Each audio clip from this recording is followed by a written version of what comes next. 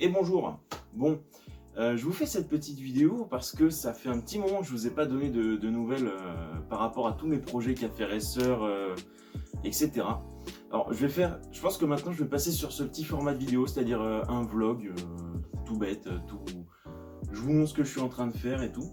Puis à côté de ça, des petites vidéos de balade, des choses comme ça. Alors, donc mon café racer bleu sur la base de phaser, je l'ai vendu il y a à peu près 1 an. Mais je suis toujours resté en contact avec Mickaël qui me l'a acheté. Et donc dernièrement, on a fait une exposition ensemble. Ma petite phaser, bon bah je l'ai toujours. Celle-ci, c'est la base quoi. Elle est trop bien. Elle est trop bien. Et à côté de ça, j'ai 2 projets en cours. Donc vous voyez derrière moi là, on a un cadre avec une selle et un réservoir. Donc ça vient d'une phaser. Et à côté de moi là, j'ai une petite surprise. Je vais vous la montrer aujourd'hui. Parce que j'aurais peut-être pas le temps de vous faire une petite devinette. J'aurais bien aimé, hein, mais j'aurais pas le temps. Je vous préviens tout de suite, c'est un 3 cylindres. C'est un 3 cylindres, mais des années 70. C'est-à-dire qu'elle est de 77 la moto. Donc je vous la montrerai en fin de vidéo. Mais comme ça, je vais pouvoir vous montrer mon petit atelier. J'ai déménagé dans la section dans la région de Périgueux. Pour ceux qui sont du Périgord et que ça intéresse.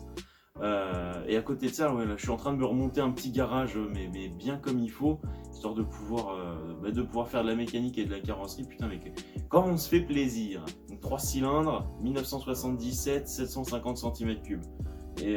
Et donc ça va être un projet café racer aussi. Je vous emmène avec moi et on fait un petit tour de l'atelier. Alors là, je vous cache pas que bon, c'est un peu le boxon parce que j'ai donc ma phaser qui est sur le banc ici. Donc ça, c'est mon banc de levage, c'est hyper pratique. Et à côté de ça, j'ai une autre phaser complètement démontée en pièces pour le projet Scrambler. Donc regardez, là on vient tout juste de me l'amener. Et il faut que je finisse complètement la moto en Scrambler. La boucle arrière est déjà faite. Donc ça c'est un bon point positif. Regardez. Là. Voilà. La boucle arrière est déjà faite. Hop. Et donc je vais avoir juste à faire tout le reste.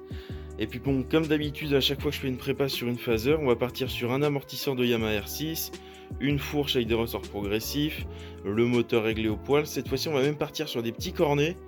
Donc voilà, ça fait plaisir tout ça. Regardez, j'ai tout ça de pièces là encore. D'ailleurs, je suis en train de penser. Là, il y a un petit Delkevic à vendre. Parce que il avait ça avec la moto, mais sur un Scrambler, un Delkevic, ça n'ira pas du tout. Donc voilà, j'ai un échappement Delkevic pour Phaser 600 à vendre, si quelqu'un est intéressé. On a des petits cornets, on a le tube Delkevic, des projecteurs additionnels, enfin. Vous voyez, j'en ai une caisse, 2 caisses, 3, 4, 5, 6 caisses, 5 caisses.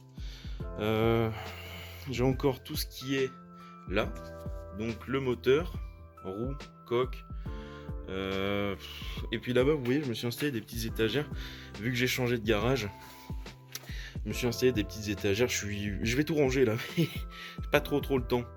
Ici je me suis fabriqué un petit établi en fait sur lequel je vais poser mon touret là, et puis je cherche une perceuse à colonne aussi, comme ça je vais pouvoir bien bien faire les choses dans les règles de l'art. Ici on a une tête de fourche de phaser, une aile de Vespa que j'ai à refaire. Vous voyez mon petit établi qui est bien propre, bien comme il faut. Là les accessoires électriques. Voilà. Donc on va dire que j'ai 2 gros projets à faire. La phaser Scrambler et maintenant. Ah. Alors ça c'est pas beau. C'est pas beau ça. Alors disons qu'elle a été entamée, mais les réglages de carburation sont à chier. Je pense qu'il y a toute la carburation à revoir et hyper dur à démarrer. J'ai un petit morceau de vidéo, je vais vous le mettre. Voilà, donc bon, elle tourne pas très rond ni rien. Et par contre, elle est en échappement libre, donc ça fait... Le quartier est au courant que j'ai une nouvelle moto. Hein. Voilà, regardez. Hop. on va en faire quelque chose de bien de cette moto là. Donc la spécificité de cette moto, ça qui fait qu'elle est quasi introuvable, c'est qu'en fait c'est un 3 cylindres. C'est un 3 cylindres Yamaha, et qui plus est de 1977. Démarrage au kick. Alors, on pourrait croire qu'il y a beaucoup de compression vu que c'est un 750, donc vous avez juste 3 cylindres de 250 à emmener. Regardez. Ouais, bon. Je vais faire des conneries. Voilà, c'est pas hyper dur. On est sur du petit cornet Cayenne. Puis bon, c'est hyper bizarre comme truc parce que c'est 3 carbus, 2 arrivées d'essence, donc on a un robinet ici. On a aussi un robinet, je sais pas si vous allez voir, de ce côté-là. C'est assez space. Bon, et puis après, ça, c'est du provisoire, c'est du bricolage. Voilà, bon, moi je l'ai acheté comme ça. Alors, qui plus est, je ne sais pas si c'est d'origine, mais vous voyez le collecteur, il est en inox. Voilà. J'en ai profité pour le polir un petit peu hier. Regardez comment il commence à briller. Je pense qu'il y a moyen de faire quelque chose de bien avec ça. Mais ouais, collecteur inox. Putain, ça c'est beau.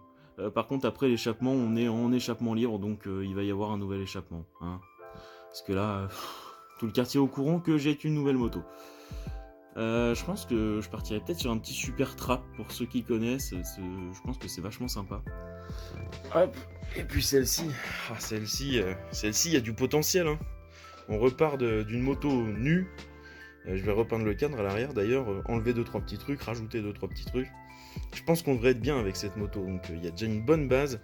On a énormément de pièces. Cornet, qu'est-ce qu'il y a, enfin tout ce qu'il faut. Tac, le moteur qui a l'air en très bon état. Il a pas trop mal vieilli.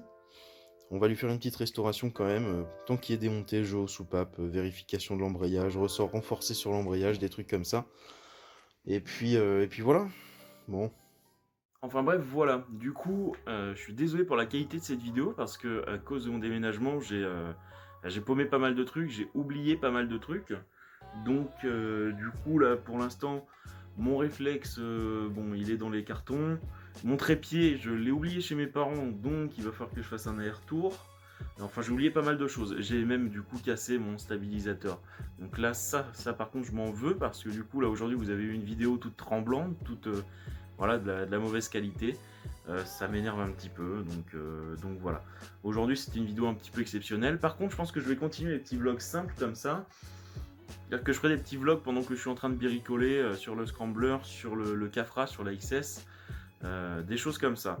Donc voilà, de toute façon bientôt vous allez avoir une vidéo qui va arriver sur comment monter un amortisseur de Yamaha R6 sur une Phaser 600. Donc vous allez voir, c'est une opération qui nécessite un peu de préparation avant, mais par contre ça se fait hyper bien. Et après grâce à ça, mais vous allez avoir une tenue de route, mais c'est... Voilà, c'est assez ouf. Sur ce, je vous dis bonne journée à tous. On se retrouve bientôt pour de nouvelles aventures avec la Yamaha XS, avec le Scrambler et avec des balades avec la Phaser. Allez, salut!